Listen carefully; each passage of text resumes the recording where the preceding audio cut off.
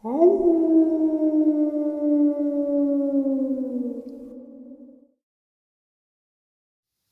greetings and salutations, everyone. I hope everyone is doing well, and welcome back to tonight's bonus upload. Before we jump into it, a couple links. As you know, I rely on Patreon, PayPal, channel membership, and the merch to help the channel to continue to grow and go. Links to Patreon, PayPal, and the membership are in the description below. Merch displayed directly under the video. Also, Dogman Frightening Encounters, Volume 1 through 3, the audiobook versions. They were written and researched by Tom Lyons, narrated and produced by me, Jeff Nadolny. Those audiobooks are available on Audible, Amazon, and iTunes, links to which are also in the description as well. And finally, last but definitely not least, if you'd really like to help support this channel to continue to grow and go, simply subscribe. It does not cost you a cent. Click that like button, takes half a second. If you don't want to miss out on any of the informative uploads I put out daily, click that bell icon, and folks, please leave a comment. Why? Well, because all of these things, they really do help this channel to continue to grow and go, and they definitely do matter. Now, everyone, I have taken far too much of your time. Let's jump in to tonight's bonus, shall we? Today's first encounter. This happened about 10 years ago when I lived in Limestone, a small town in Maine. For reference, I lived in a small apartment complex completely surrounded by forest. It was very quiet, and lots of wildlife roamed the fields and forests surrounding the complex. I was 8 years old, lying on the top bunk of my bed, looking out my window. There was a spider that would build its web right outside of my window, so I would always watch it build its web at night before I went to sleep. My window overlooked a parking lot that was right next to the field bordering a thick forest. One night, as I was watching the spider build its web, as I always did, I saw a very tall, ape-like thing with a long, thick tail that tapered at the end, kind of how you'd imagine a T-Rex tail, except hairy, if that's a good comparison, walking across the parking lot. I kept watching it wander into the field just before the forest. It then placed itself between two trees, about arm's length away from each other, and began climbing up by grabbing the two opposite trees with their respective hands and feet and slowly shimmying up the tree. As it made it to the tops of the tree, it sort of blended in with them and stopped moving. I couldn't see it anymore. To this day, I am completely stumped as to what I saw from my apartment window. This happened while I was living in Maliseet region of Maine. If anyone is familiar with Maliseet mythology, please comment. I was wide awake. I pinched myself very hard a couple of times just to see if I could snap myself out of it. But it was definitely real. Today's second encounter. My friends were stalked by a werewolf dogman creature in Lake Pisgah, Oregon. I'll start off by saying no, this is not my story, but it was such a crazy encounter that I have since asked each of my friends through the years to recount the events. This happened around the year 2000. About the year after this took place, I started dating one of these friends, and that's when I heard about this dog-like creature. I have since asked each friend over the years, miles apart, and they all remember the same encounter. Before my ex was even my best friend. Let's just call him Jay. He and our other friends were 17 or 18 years old at the time. I remember it began an adventure to find a place to smoke. Let's go hike to and puff. The good old days. When we got away from the parents and planned a day around smoking, it was Jay and his best friend B and their girlfriends, S and M. The four of them decided to drive to Lake Pisgah, a beautiful wooded area in Eugene, Oregon. It's more of a hill, but it's nature in its prime for sure. I've been out there many times growing up, and I know exactly what trail they were on. The main one that connects to the parking lot to the river. They had driven in B's little white sedan, parked in the parking lot, and then walked to the river. On the way to the river from the lot, there is a very small bridge that crosses a small creek, relevant later. The group spent the day out there swimming and puffing and swimming, just being typical teens. I can imagine the hunger was driving them crazy and them wanting to go home a few hours as the sun began to set. Either activity alone is bound to get someone hungry, let alone both. So they walked along a well-worn main path into the parking lot. This path has since been paved according to Google Maps. It doesn't take but 20 minutes or so for them to get back to the little footbridge by the parking lot that they had just crossed when hiking in. When they reached the small footbridge near the parking lot, B looked out toward the vast field behind them and the wooded mountain and noticed a huge dog near the tree line, about 100 yards away. They all later described it as the biggest dog they had ever seen. The dog was just sitting there, not looking scary, just looking like a humongous friendly dog. It was starting to get dark, but from M's and J's description, and the drawing she later gave me, it was a very shaggy and furry. I may even still have the notebook where she drew the thing. If I find it, I'll share that. My friends continued to walk across the small wooden bridge, and one of the girls screamed. The big dog was now on its hind legs, standing much closer than when they had seen it a couple of seconds earlier. It had traversed most of the large field in seconds it took them to get across the footbridge, which is about 10 feet. Whatever this thing was, it was fast, quiet, and stealthful. My 4 friends ran to the car, and they had the classic cliche, can't get the key in, because B was fumbling madly with the keys. At this point, the dog was standing on its hind legs at the very edge of the parking lot, looking at them still. Still had the dog face, still had the dog body, but standing up. They never saw it walk, on all fours or just 2. It was like every time they looked up, it was standing there closer. As Jay had said, every time he looked up, he was closer but not moving.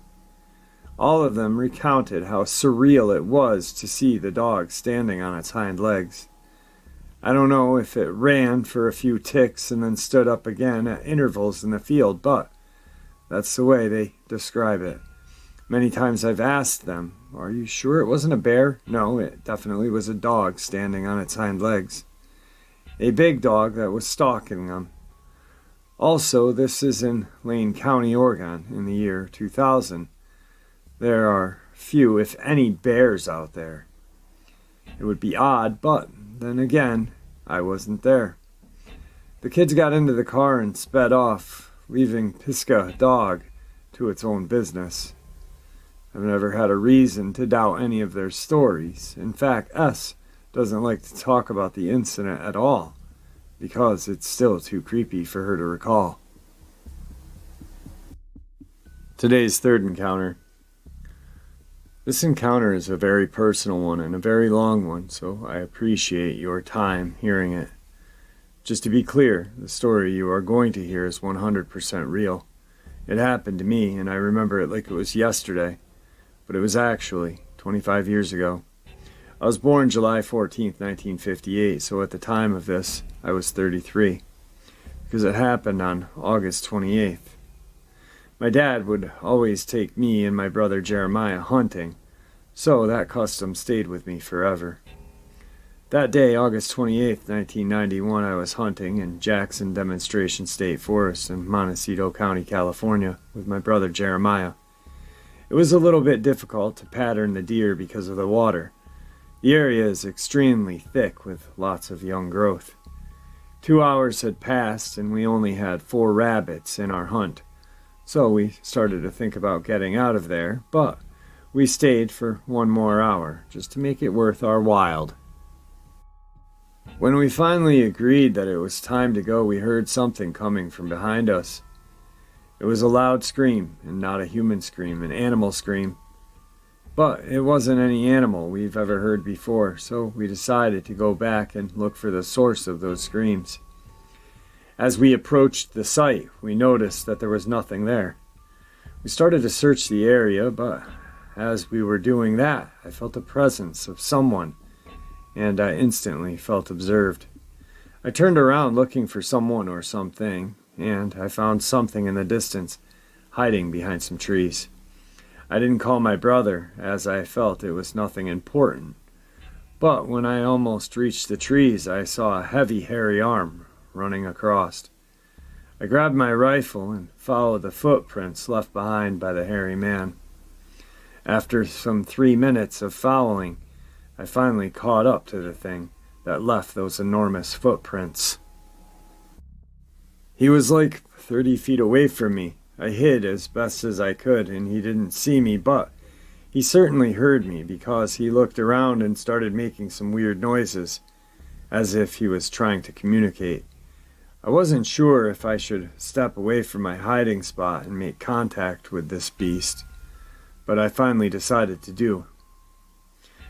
I stood up and pointed my rifle toward him, slowly approaching until I was about 15 feet away. Looking at him, I noticed he was 8 to 9 feet tall. He had reddish hair and was covering him almost completely. Just part of his face and hands had no hair. I also noticed that he had some white hairs on his torso. He just looked at me and stood there making weird noises, but suddenly he mouthed a word. No danger. Very slowly, almost unintelligible, and pointed at himself. At this point in time, I lowered my rifle and kept looking at him. The nervous expression on his face had disappeared, and he started walking deep into the forest. I turned around and started looking for my brother, still shocked. When I found him, he was very worried. I told him what had happened, and he told me that he saw one also, a female with 2 babies in her hands. I'm not sure, but it's very possible that Sasquatch I found was the male one of the one my brother found, and the little squatch was their blood. When we were getting our way back to the road, I looked back, and I swear I saw him in the distance, observing us leaving. We never talked about this to anyone, but my brother contacted me recently with another story of a Sasquatch that I may share sometime. And because of that and this story, I became very intrigued about this subject. So I thought I'd share this story with you guys. Here are some things about the Sasquatch I encountered that I remember. He had reddish hair and white hairs in his torso. He had a deep voice, but was capable of screaming very high. His footprints were like 18 inches long and 9 to 10 inches wide. He also had very large hands, but looked very similar to humans, just more hairy. He had hair on his face that formed some kind of beard, and he also had some hair on his forehead, but his skin was more or less light-colored. Wide nose, wide lips. He looked like a hybrid human ape, almost like a Homo erectus or a Neanderthal. He looked very muscular. He couldn't stand completely straight long. He had somewhat clumsy way of walking, but he certainly could run pretty fast. He had some kind of language that was reminiscent of human language. He knew some words of English language. He was a peaceful being. Thank you for your time, and I hope you find this story interesting. I assure you it is 100% real. Today's 4th encounter.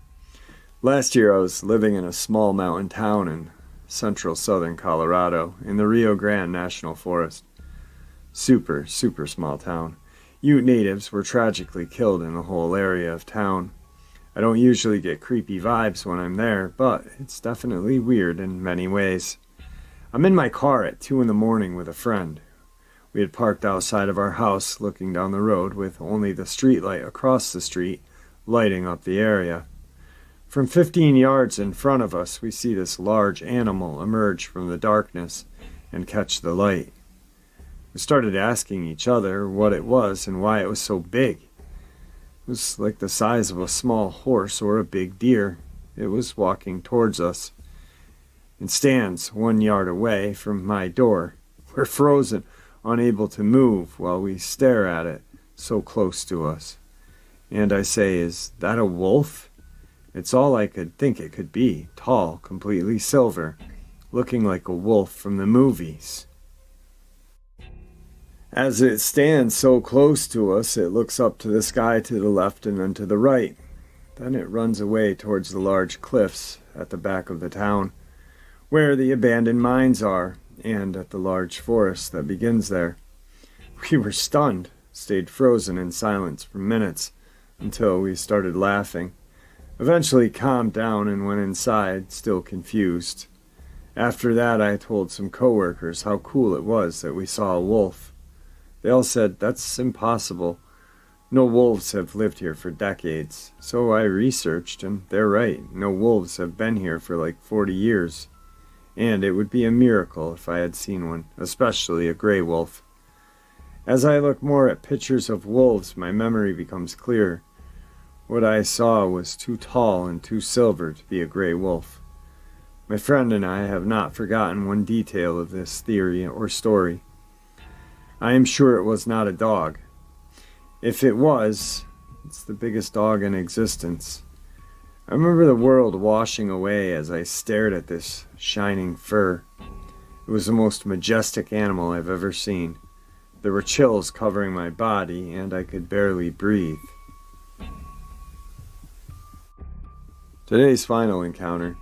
I was standing outside of my home smoking a cigarette in Maryville, Missouri at approximately 3 in the morning, August 2010. The streetlights cast a yellow glow over my neighborhood. The air was crisp from the recent rain. As I stood near the back door, I noticed something moved in my yard. Out of my periphery, I saw what was a dog, a really big dog. But when I looked at it straight on, I was scared. The dog was as long as a horse. It loped across the lawn, and I got a good look at it. The dog thing was tan, its tail long and bushy with a white tip. Its eyes glowed green.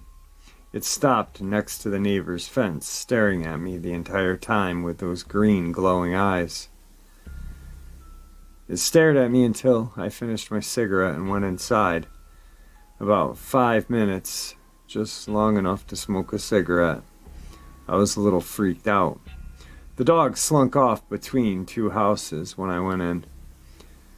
I took his father outside to look for tracks the next day, but we found nothing. However, when I stood where the dog stopped at the fence, my heart jumped. The dog could have stood at the middle of my chest, and I'm 6'2". That wasn't the last time I saw this dog-like creature. Dad calls it the wolf boy. We joke around about it being a werewolf. A few weeks later, I parked my car on the street behind the house after work at around 3 in the morning. I sat inside of my car, smoking cigarettes, when I saw eyes staring at me through the darkness. The street light back there flickers. I was sitting in the car smoking a cigarette when I saw those green eyes. When the street light flickered on, he was the wolf boy. I thought my eyes were playing tricks on me because of the green glow. But it was the dog-like creature. It was lying down, just staring at me. Each time the streetlight flickered, the wolf boy inched closer. It was freaky, as close as a dog was when the light was flickering back on. I needed to go inside, so I just ran. Alright folks, what a horrific bonus upload.